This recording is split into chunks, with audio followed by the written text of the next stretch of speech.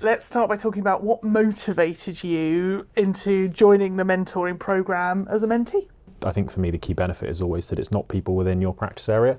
So obviously we do sort of tangentially work together slightly in the real estate world. It's the benefit of being able to speak to people outside of your practice area that understand the firm, they understand the ethos and the culture, and can also give you that take a step back, sort of wider perspective view. And I think from my side, it's a complete no-brainer when you're given these opportunities to take them. At my level, where I'm sort of progressing through the firm and, you know, hopefully climbing the ladder, still to be able to speak to people in the roles that, you know, we all aspire to be in due course. Now that we've got some really great sort of mentor and mentee relationships that are coming together, it's really nice a year in to be able to reflect on that and see what we've achieved, but also to see what more we need to do as we go forward. And I guess one of the things is it's flexible, which probably as lawyers is a challenge for us.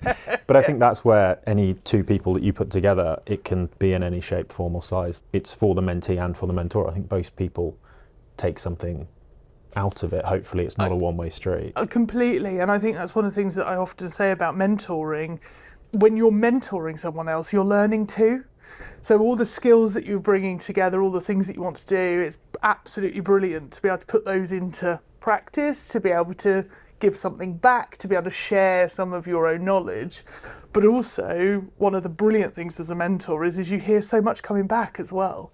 What the challenges are, what things people are facing, how to be able to build and to develop. So I think sometimes the mentoring role can feel like it's only a one-way street, and it really isn't. It really delivers so much back to you as a mentor. And of course, you can be a mentor and a mentee. Doesn't matter where you are in your career, there's always going to be that need to have both sides of the coin to be able to discuss. So it's a really special program. And so well, I mean, the question back to you, but what's in it for you wanting to be a mentor? I mean, when I say it, it sounds like such an obvious question that there's obviously so much to take out of it. The really critical thing for me is being able to give something back. We spend a lot of time in our industry kind of sometimes just head down doing the day job, and the ability to kind of lift your head up, to have those conversations, to build my own network with people that I wouldn't otherwise spend time with. You see things from a completely different perspective just by taking that step back, by speaking to someone in a different practice area or somebody that's just at a different stage in their career. And I think that separation from, you know, the people that I sit with day to day in the office, you're going to struggle sometimes to have that fully objective or sort of subjective conversation, whereas you're seeing what they're living and breathing in the work sense. So I think sometimes actually sort of having that degree of separation has got to be really helpful. Going back to the first time we sat down together when it was our first meeting, as you kind of came into that, how were you feeling? Was there any concerns? Did you know what was coming? How did it make you feel?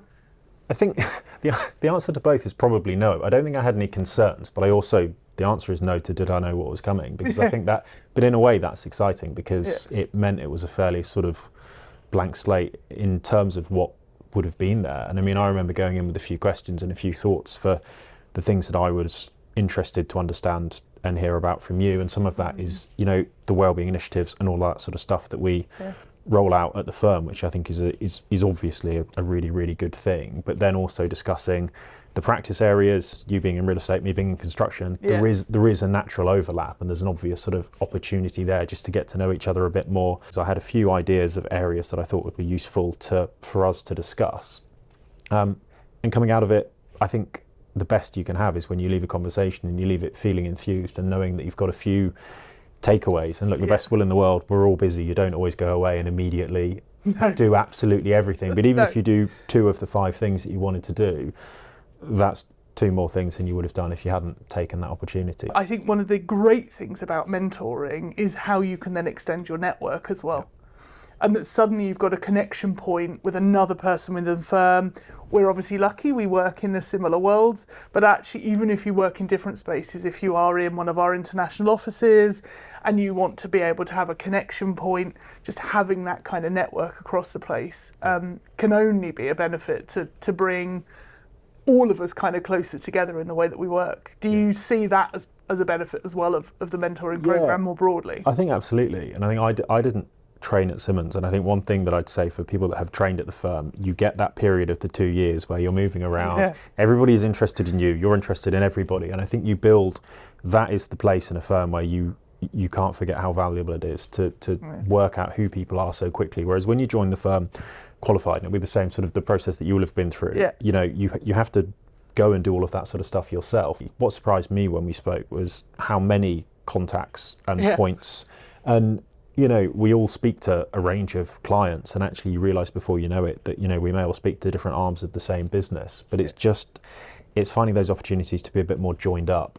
they're open goals, they're there for you. You just have to have that conversation, and it's understanding the value that when you're speaking to a client and actually knowing that, you know, you may have had a coffee with one of the colleagues a short while ago, and it can make us look and feel very joined up.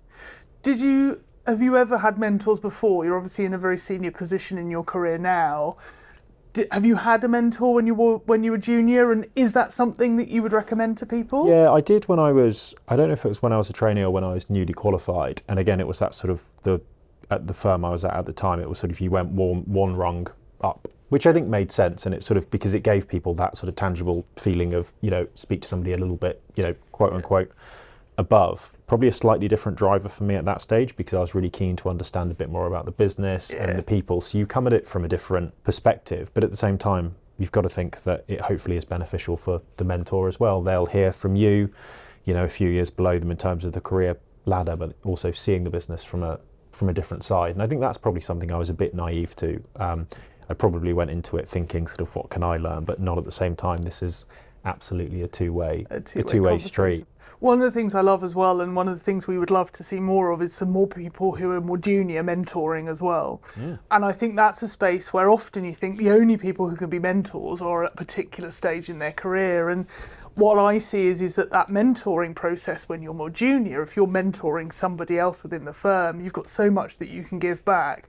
But it's also a really nice, safe space to have those kind of conversations that you might need to have when you're more senior in your career, and you're able to test them at that stage. So it's a really exciting thing to be able to get everyone involved in. Have you ever been in a space where you've had a mentor and you've just thought, this is not working, I need somebody different? Yeah, I not did. to you personally, you've not told me that yet. Yeah, I was going to break the news to you afterwards. Yeah, you can tell me now. No, I had one once where it just, and there was nothing sort of wrong with the discussions, but it just didn't really feel like either of us were getting too much out of it. And I think where you have to get to is an understanding that that's fine. And if that's the case, nobody's going to lose any sleep or sort of be too upset if somebody just goes, you know what, maybe we could try and take this in a different direction with somebody else. And I think, again, that's the thing is, you know, I'd say for somebody, if they have their first meeting and it doesn't quite, you know, sort of work out in the way, maybe you go in with some expectations and the conversations don't flow.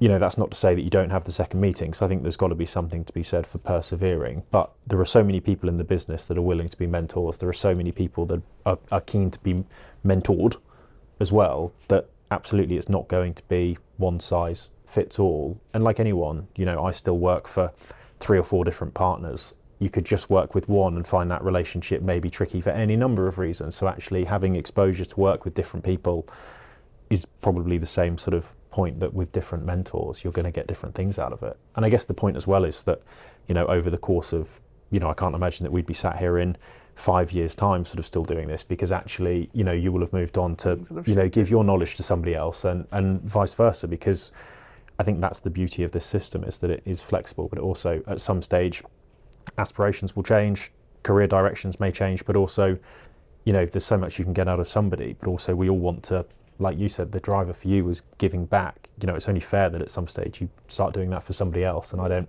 hoard all of the knowledge as well. I found the mentoring program really interesting, but I suspect that over the years, for people generally, sort of the advice in certain areas will have changed. I mean, I'm curious here for the non-loaded question of, you know, whether any advice you give may have changed. So was there something that you may have said to somebody if we were sat in this room 5 years ago that you wouldn't say now? It's a really tricky one, because I think in so many ways the answer is probably no. I think most of the things in that kind of mentoring environment, or when you have got building that relationship, you're actually just having conversations and talking around particular points and kind of unpacking them and working out what they would be. One of the things I think is really, really important is to just remember where you are within the location and within the firm that you operate in.